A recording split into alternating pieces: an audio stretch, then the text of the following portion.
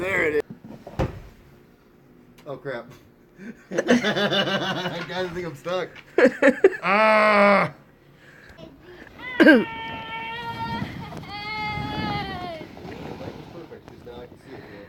What is up, ladies and gents? It's your boy G here on this Wednesday edition of Hybrid BMX that I'm recording Tuesday night, which is what I let you guys know in this Tuesday day episode. I don't know why I have my charging pack here off to the side. That's because I actually have my phone charging already with a regular cord, and I don't need my charging pack. I hope you guys can hear me good because my lovely in-laws got me a recording mic for Christmas. Unfortunately, I opened it up and I was going to use a nice little stand that it came with, the little tripod, and it busted. But the cool thing about that is I can go out and buy another mic stand for fairly cheap. So hopefully this mic works pretty good and you guys can hear me a little bit better. So I don't have to project as much and you guys can just hear what I'm saying. Because I noticed that was a big problem in a lot of the videos, is you guys just had a real... I would listen to it myself and be like, man, what am I saying? And that was with like volume like all the way up. So hopefully this mic really does work and you guys can actually hear me a lot better. So it's also supposed to be noise canceling, so like any extra noises will be like out of the way. So in this video we are going to be taking apart the Mach, moving all the parts down, taking them all apart, and putting them back in their respective bins. Obviously you guys saw the setup and how it's going to work. Tonight I'm going to still keep it kind of quiet because the whole family's sleeping. So I'm going to be I think I'm going to grease the front rim for this bike, which I decided instead of using the GT. There's a reason I'm not using the GT. Let me grab it real quick. Here's the GT. The GT hub, I don't know if you guys can see that. You can make that out. It's a GT hub, but this is like, I want to say it's an Odyssey Hazard Light, which is a double, or it's just a double. The only reason I think it's an Odyssey Hazard Light is because it has this very distinct pattern to it that most other double walls do not have. Because I used to own a set of Odyssey Hazard Lights. So I think that's what that might be. So that's now going on the stolen instead. So I'm taking my old rim from my kink, and I'm going to put it on the other kink. So it's a mission. Like I said, we're going to have to grease this up. So let's get started. Alright, ladies and gents, so let's get this started. We're going to take off the seat first, and I'm going to go ahead for now. It's not overly worrying me to leave the stem on the bars, so I'm going to go ahead and leave the stem on the bars for now. Just for now. Maybe on down the road I will take it off when it comes time to paint, but in order to save some space and time and stuff, we just won't worry about that. Okay, so there goes the seat. I'm going to have to figure out a way to get the seat post clamp off. Oh, there it goes. Come on. Come on. There she goes. Okay, taking that off. And the only reason I'm taking the seat post clamp off, guys, is just so that I can get a look at the whole entire frame raw, with nothing else on it. So, not a huge importance to take that off, because this bike is not going to be painted. The most it'll be is like I said before in the earlier video today, it's going to be touched up, but that's it. Okay. I remember this one being like a very long bolt, because it was a very long bolt, a ridiculously long bolt. There we go. Okay, there's that. We'll loosen this up. We'll loosen it up. Just a little bit. Just a little bit. Alright. There's that. Yeah. That came right off of there. Remove that. Alrighty. Take that off. You. Let me grease it. Okay. fork saw. Sorry guys, just gotta place these forks down here so I can pull these cups out. I didn't want to get all greasy. Stop being a baby. Alright, so come on, bottom cup. Don't be a bastard. Don't be a little bastard. If you guys are wondering why I'm like talking in this direction, it's because the mic is right here. So I hope you guys are hearing me okay. I really hope this mic's working because I'll rewatch the first clip just to see if the sound quality was decent or if it sounded like crap or what. So hopefully this sounds a little bit better than the mic that's on the phone itself. I think it will. Okay, come on, cup. Don't be a butt. See, if I would have greased these already, but I didn't want to for a reason. That reason is I don't want to get a bunch of grease all over this bike, which is what I'm doing right now. Okay, so the frame sits to the side. All this stuff sits to the side because none of this is getting done right. What I'm going to focus and hone in on is taking the wheels apart. And you're saying, well, Greg, why the heck would you do that?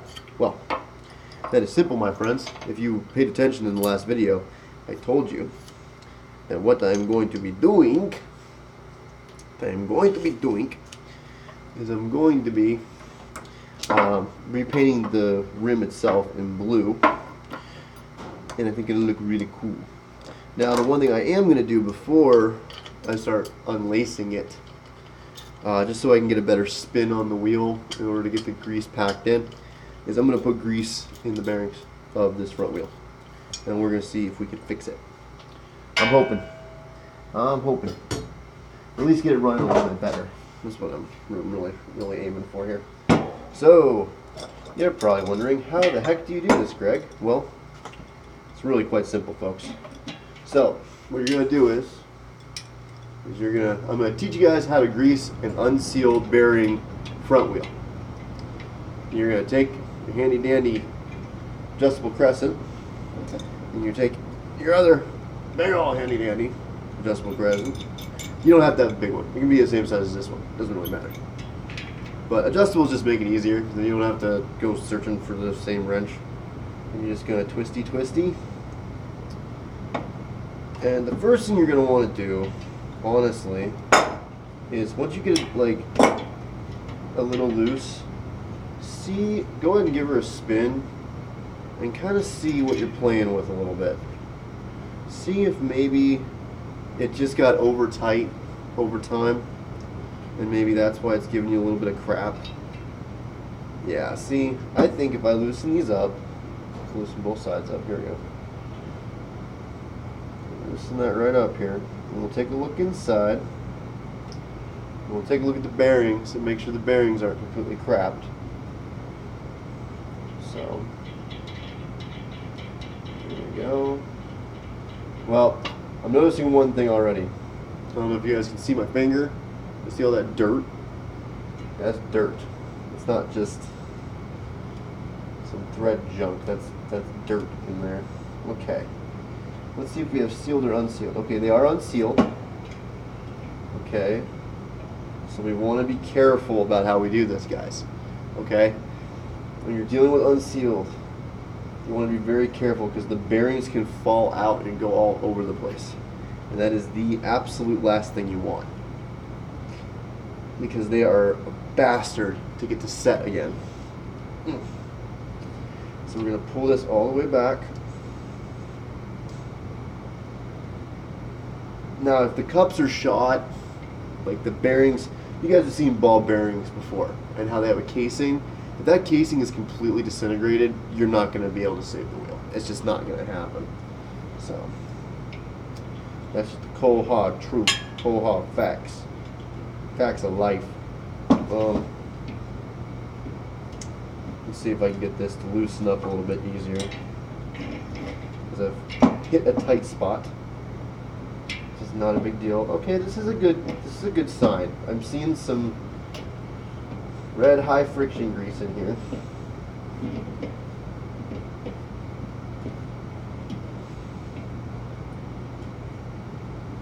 Which means we're getting there. Come on. Spin, spin, spin, loose, loose, loose. See, this is kind of where you get into the tedious stuff, guys. The really tedious, hard, difficult, annoying stuff that you have to do, which is working on rims. Rims are tedious things, tedious little works of art. Lightly, carefully pull this out because the bearings just sit in there and are unsealed.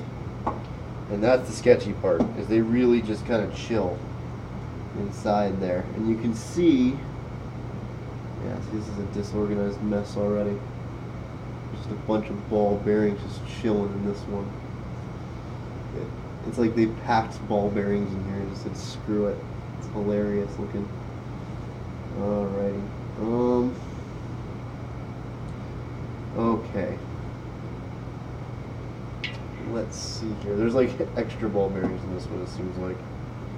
This is what I was talking about, guys, where you got to be careful when you're removing these, because a lot of times you'll run into issues with these unsealed front ends. There's always some dumb stuff going on, usually. They aren't the most reliable rim in the world. That's for darn sure. They're just not.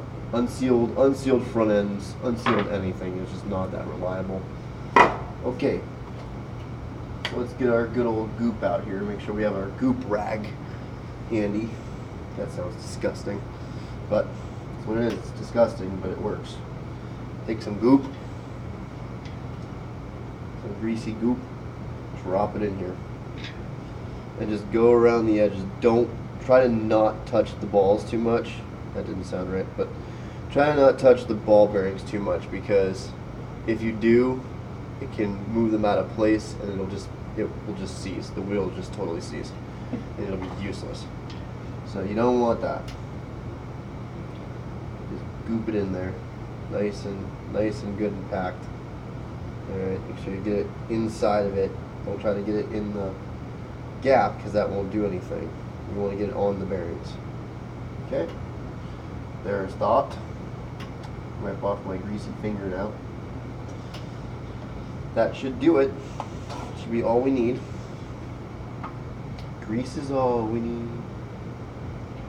Get it? So the love is all we need. Oh, one more thing before we put the axle back in. Take a clean-ish rag like this one.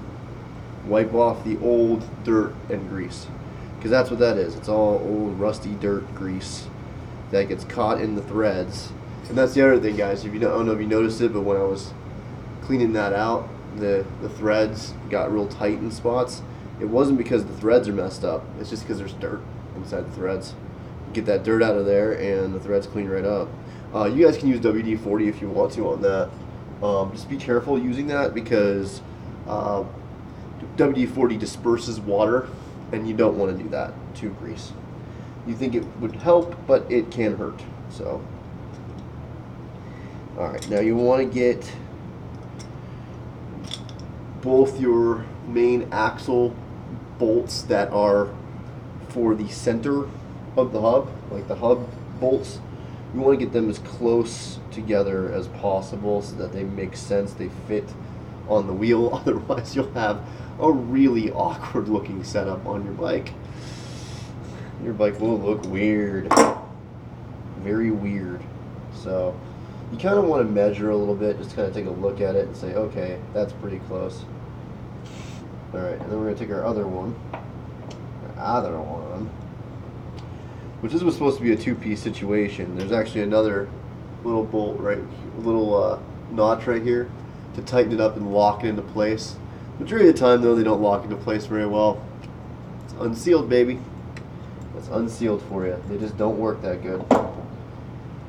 They work like poop. They're just not the most dependable thing in the world. Hey guys, make sure that you put the axle in first before you start putting the other bolt back on. So, yeah, make sure you do that. It's important. Alrighty, let's get this put back in here. Very easily, carefully finesse it in. Try not to hit anything at all. Okay, work it back in.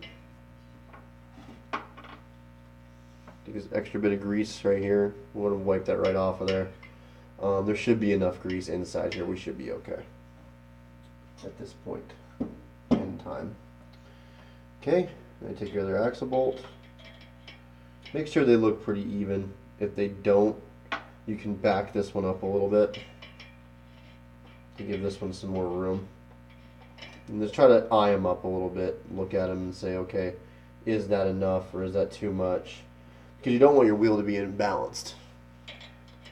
So make sure you look at the axle and say, okay, is this close enough or too far or whatnot. And the great thing is when you grease like this, it greases the threads. So the bolts go right back on, which is really, really cool. Really, really, really, really cool. Okay. Let's get this back in here where it belongs. Looking good. A little bit farther this way. Yeah, just a little bit. There we go. There. That should do the trick. That should be right about dead on. We're pretty doggone close. If you guys want to get technical, you can get some measuring tools and actually measure it out if you want. Oh yeah, here we go. Already better. Yes. Sweet. That's what I'm talking about, right there. I like the way you do it right there. Sweet, guys. So it looks like now we have a functioning back wheel again. Thank goodness. Or back wheel. A functioning front wheel. Don't get me wrong, it's still a little gritty, but it's definitely better than it was. A lot better than it was. And once you're riding along, you're really not going to notice the difference. You're really not. Not on a BMX bike. Half the time you don't even notice. Most people just don't notice that kind of stuff. Okay, let me look at it again. Make sure I'm lined up where I want it to be. A little bit further this way. There we go. Yeah, that looks good. That looks like a good lineup. Okay, tighten it up. Use your handy dandy little crescents. But remember, do not go ape crazy on these. Just a little bit of pressure. Like almost hand tight is fine. Just enough, just that, like a quarter turn. Not even. Sometimes you don't even need that. Like see, I don't even need that. Loosen it up a little bit. Back it off. You don't need a whole lot of pressure. You don't.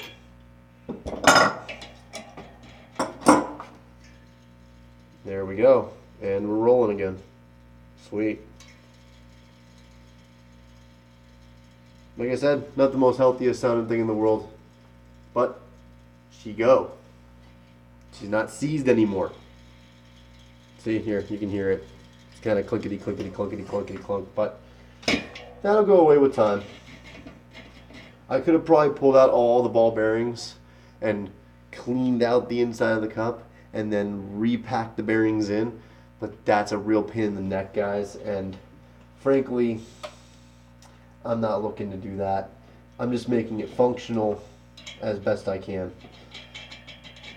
Alright, and now that that is done, and we have that hub working correctly,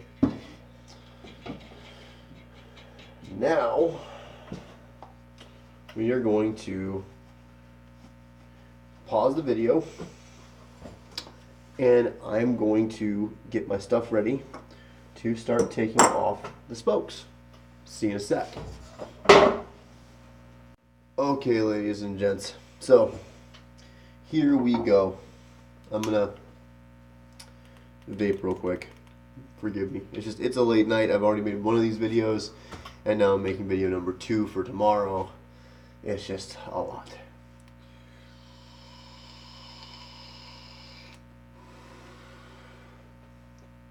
I gotta take one more.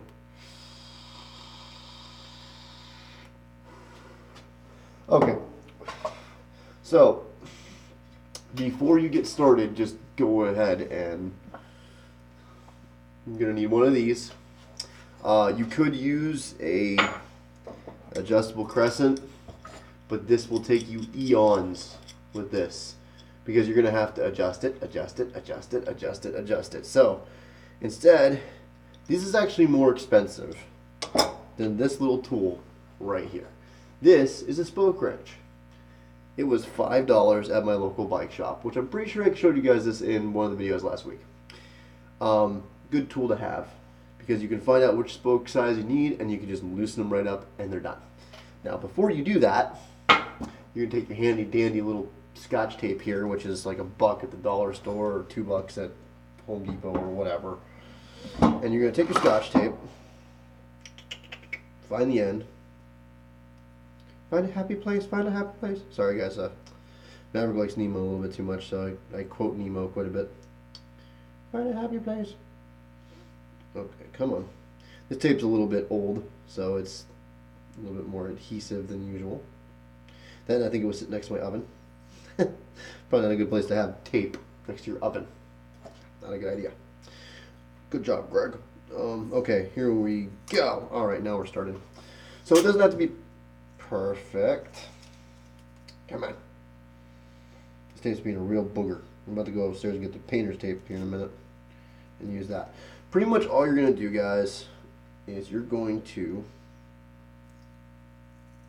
a second here. There we go. Now we're going, I think. Yes. Now we're moving along. Okay. Kind of. Tore again. Okay. So what you're going to do is you're going to take little pieces of tape like this. Doesn't even have to be that long. Okay. And anywhere there's a cross, like an X, you're just going to wrap that. Okay. With some masking tape. Just like that. Okay. And you're going to do that all the way around on both sides.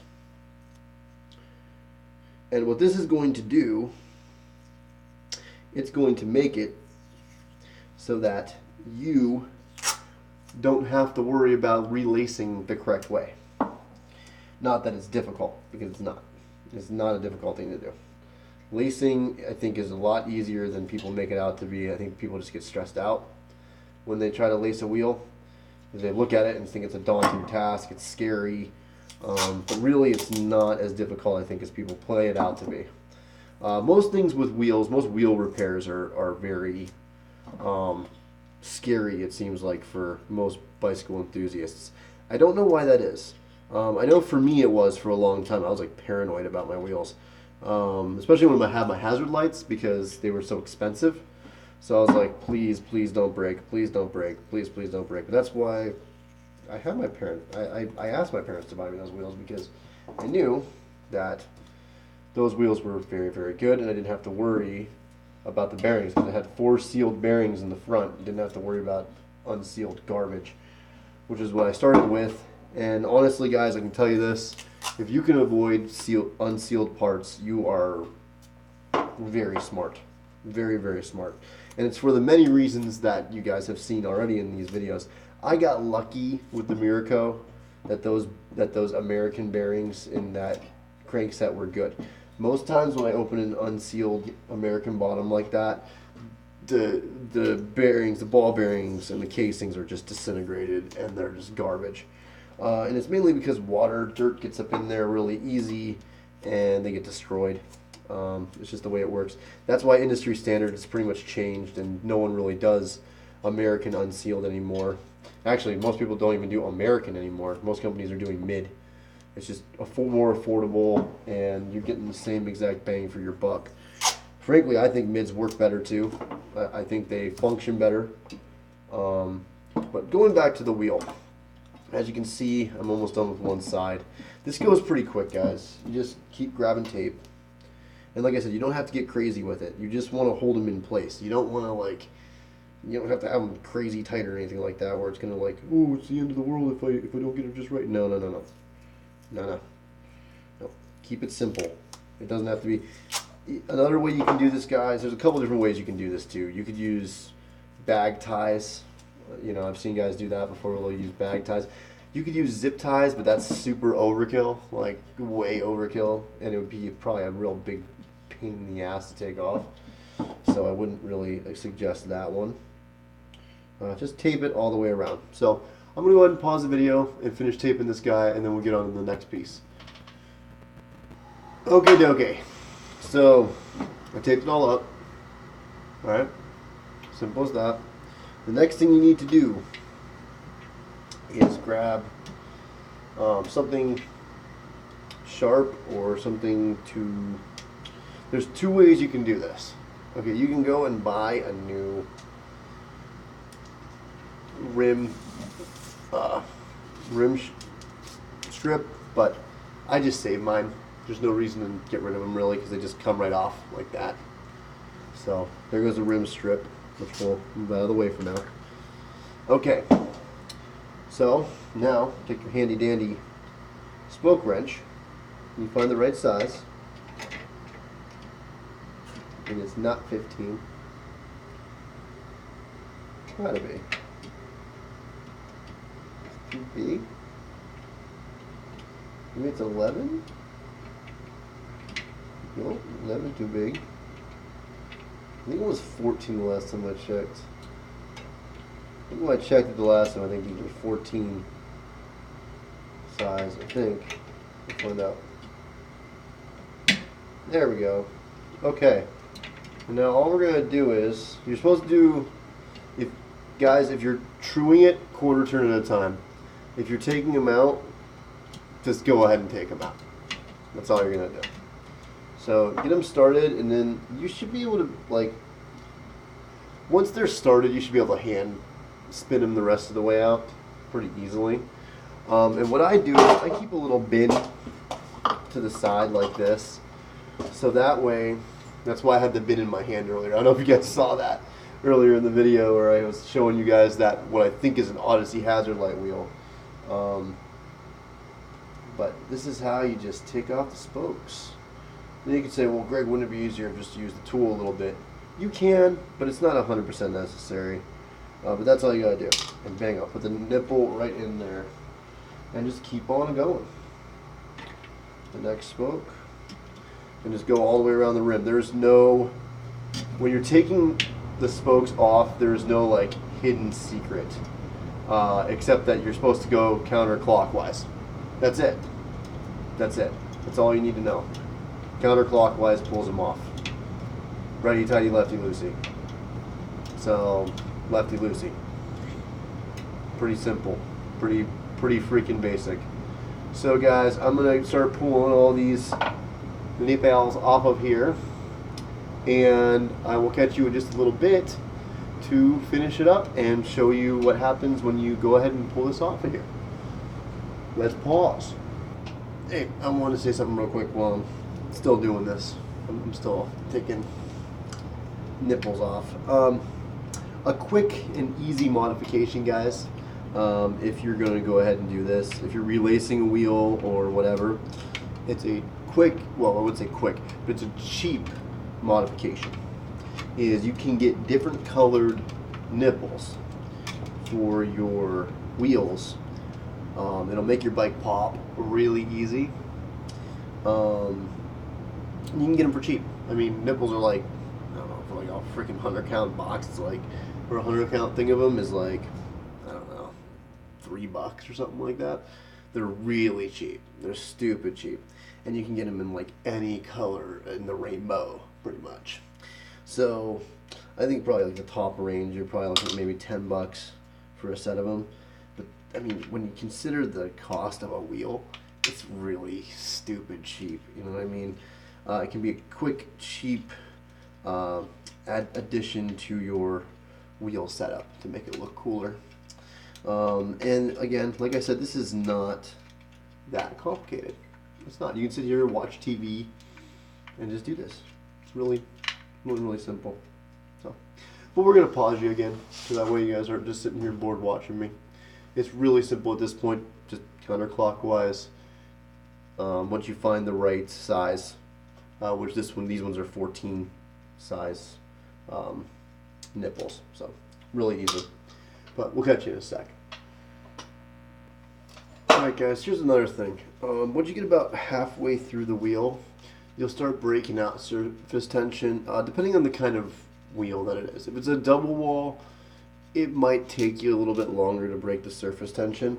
But once you do, the great thing about that is that the majority of the nipples are going to come loose, and you can just pull them right off. Makes it go just a little bit quicker. It's not so tedious at that point because you start realizing how quick you can actually get the thing done.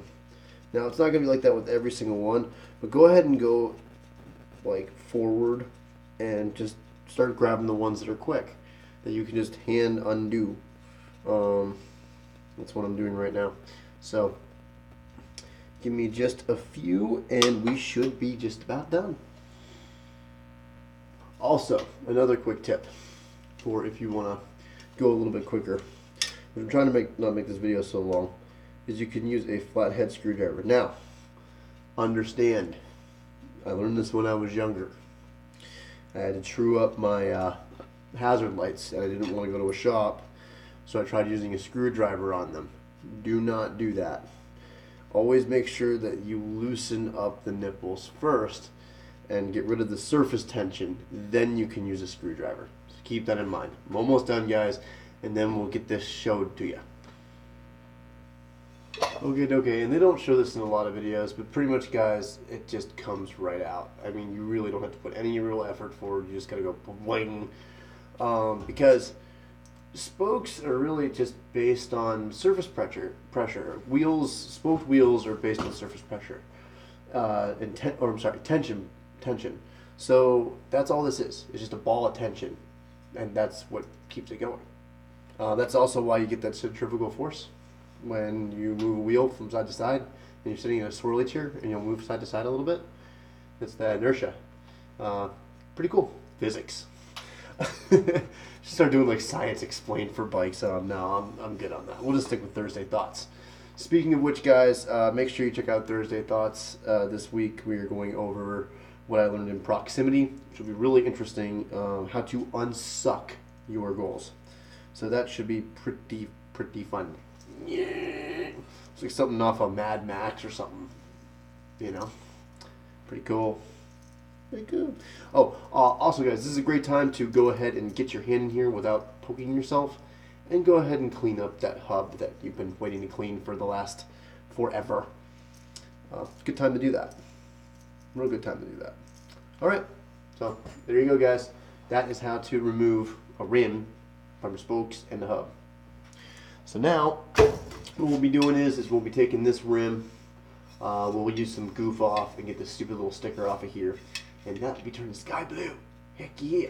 So, until next time, guys, I hope you have a wonderful Wednesday. If you live in Erie, stay warm, and we will catch you next time on Team Hybrid BMX. Deuces.